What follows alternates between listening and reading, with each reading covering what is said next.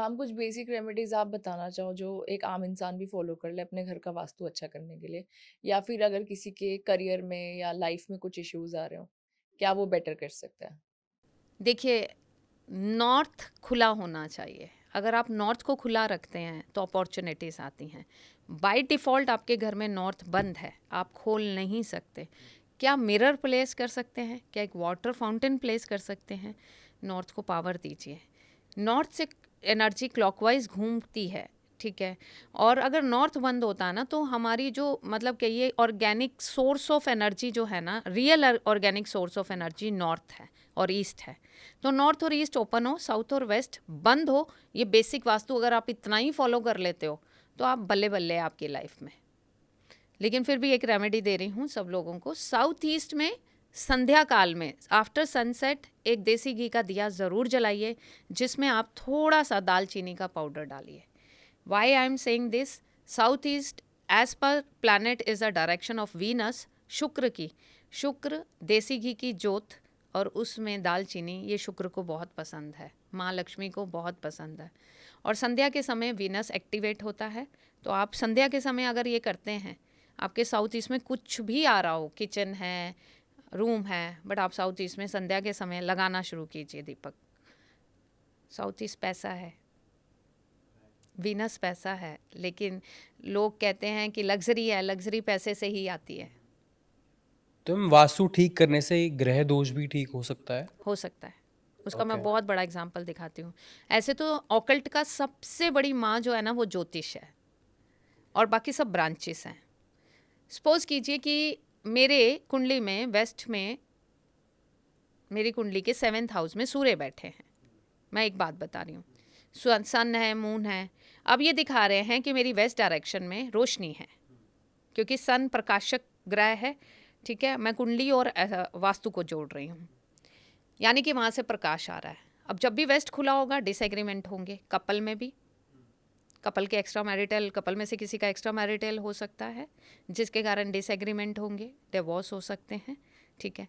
लेकिन अगर मुझे पता चल गया कि मेरे वेस्ट में ओपननेस है, खिड़की है, कुछ है, अगर मैं उसका ट्रीटमेंट कर लूँ तो कुंडली का ये दोष दूर हो जाएगा। ग्रेट। तो हर सारे एक घर वालों चीज। को फर्क पड़ेगा इससे? पॉजिटिविटी तो सब में जिसको आएगी। इफेक्ट हो रहा होगा उसकी कुंडली के हिसाब से उसको फर्क पड़ेगा। भाई घर में किसी एक को प्रॉब्लम, कपल को प्रॉब्लम हो रही है तो सारा घर तो डिस्टर्ब हो ही जाता है ना। उनकी लाइफ में आप बेटर करोगे तो सबकी लाइफ में ऑटोमेटिकली बेटर होगा। अगर एक माँ बाप घर में है, उनके बहू बेटे की लाइफ में प्रॉब्लम है जो उनको भी खाए जा रही है, जब आप उनकी लाइफ बेटर करोगे तो ये बेटर हो ही जाएंगे ना। मतलब घर का वास्तु बहुत मैटर करता है हर बहुत चीज। ज़्यादा। घर, ऑफिस, आपकी इंडस्ट्री, आपकी फैक्ट्री, आपका आपका ये पॉडकास्ट रूम, कुछ भी, राइट। सब जगह का वास्तु मैटर करता है। तो मैम अब थोड़ा सा ना रेमेडी साइड पे भी आ जाते हैं। अगर कोई प्रॉपर्टी बनाने की कोशिश कर रहा है और काफी टाइम से नहीं बन पा रही है किसी भी रीजन से, या तो पैसों का अरेंजमेंट नहीं हो पा रहा है या सही जगह नहीं मिल रही, तो उसके लिए आप कोई रेमेडी बता दीजिए। देखिए, मैं ना आज आपको एक वैदिक स्विच वर्ड देती हूँ, क्योंकि वास्तु की बात करूँगी तो लोगों को लगेगा कि मैम रेमेडीज़ करना ये। श्री लक्ष्मी नारायण दिव्य धाम, श्री लक्ष्मी नारायण दिव्य धाम एक वैदिक स्विच वर्ड है, हमारी किताबों में लिखा है, हमारे जितने भी हमारे ग्रंथ हैं उनसे निकली हुई ये चीज़ है, वैदिक स्विच वर्ड है। आप इसे चैंट कीजिए विद द इंटेंशन कि मेरा मकान बन गया। कैसा घर चाहिए सोच लीजिए, 2 BHK, 3 BHK, बंगला चाहिए, फार्म हाउस चाहिए, जो चाहिए। श्री लक्ष्मी नारायण दिव्य धाम चैंट कीजिए। इसके साथ साथ किसी पार्क में शमी का एक पौधा लगवाइए, क्योंकि प्रॉपर्टी, जो ज़मीन खरीदते हैं हम, वो मंगल के अधिकार में है और जो बना हुआ घर है वो शनि के अधिकार में है। आप शमी का पौधा लगाइए और एवरी सैटरडे इवनिंग में आफ्टर सनसेट 8 बजे के करीब रात में थोड़े से काले तिल लेके आ जाइए। उस पौधे के पास मिट्टी में पहले काले तिल रखिए, उसके ऊपर आप तिल के तेल का दिया जलाइए। आप उनसे प्रार्थना कीजिए मेरा घर बन गया, और इधर से आप श्री लक्ष्मी नारायण दिव्य धाम चैंट कीजिए। आप बहुत जल्दी अपना नया घर मैनिफेस्ट कर लेंगे। तो मैम बहुत लोग होते हैं ट्राई कर रहे होते हैं कि फॉरेन कंट्री का कोई वीज़ा उनका लग जाए, बट रीजंस की वजह से नहीं लग पाता। तो इसकी कोई रेमेडी? बिल्कुल है। एक इटालियन फॉक्शायर, जैसे इटालियन स्विचवर्ड बोलते हैं, पहले मैंने आपको वैदिक दिया, इटालियन दे रही हूँ, क्योंकि हम बहुत सारी मोडालिटीज़ को combination, end of the day हमें रिजल्ट चाहिए चाहिए ना। तो आर मेंटिकोस, ARMENTIO TICOS, आर्मेंटिकोस चैंट कीजिए 51 टाइम्स रोज चैंट करना है। एंड आपने ये प्रे करना है कि मेरा वीज़ा लग गया, ठीक है। आप आर्मेंटिकोस आर्मेंटिकोस आर्मेंटिकोस चैंट करना शुरू कीजिए, आपको बहुत अच्छे रिजल्ट मिलेंगे। ये मतलब फ़ॉरेन जाने के लिए बहुत ही बढ़िया काम करता है। इसके साथ साथ आप अपने लेफ़्ट हैंड के थंब के नीचे ब्लू पेन से 24 लिखना शुरू कीजिए। 6 नंबर वीनस है, कहीं ना कहीं वीनस भी इंक्लूड होता है राहु के साथ जब आप फ़ॉरेन ट्रैवल करते हैं, तो 6 नंबर आपको बाहर जाने में हेल्प करता है। मैम अगर किसी के ऊपर कर्जा बहुत है या कोई लोन है जो नहीं चूक रहा है, तो उसके लिए कोई रेमेडी आप बता सकते हो ताकि उसको जल्दी सोल्यूशन मिल जाए?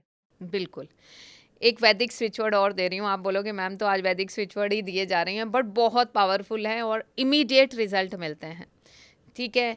आपने चौपाई सुनी होगी हनुमान जी की, कवन सो काज कठिन जगमाही, जो नहीं होए तात तुम पाही, दीन दयाल मृदु संभारी, हरुनाथ मम संकट भारी, जय श्री राम जय हनुमान।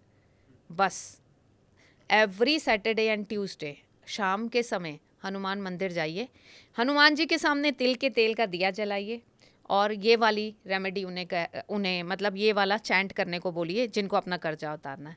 और इससे भी खूबसूरत एक बात बताऊं, जब आप हनुमान जी से बात करें, देखिए किसी भी देवी देवताओं से जब माता पिता बना के बात करेंगे ना तो जल्दी सुनवाई होती है। उनसे बोलिए राम राम हनुमान जी कैसे हैं। अब जब आपने राम राम बोला तो हनुमान जी का ध्यान आप पे आ गया, ठीक है। मतलब टेस्टेड एंड ट्राइड है। फिर आप अपनी बात रख सकते हैं। फिर आप बोलिए कि मुझे ये प्रॉब्लम है, कवन सो काज कठिन जगमाही, ऐसा कौन सा कार्य है जो आप नहीं कर सकते। और जब आपने उन्हें राम राम कह के बोला है, इसीलिए बोला जाता है हनुमान चालीसा पढ़ने से पहले राम राम की माला कीजिए 108 बार, तभी वो स्वीकार होती है हनुमान जी को।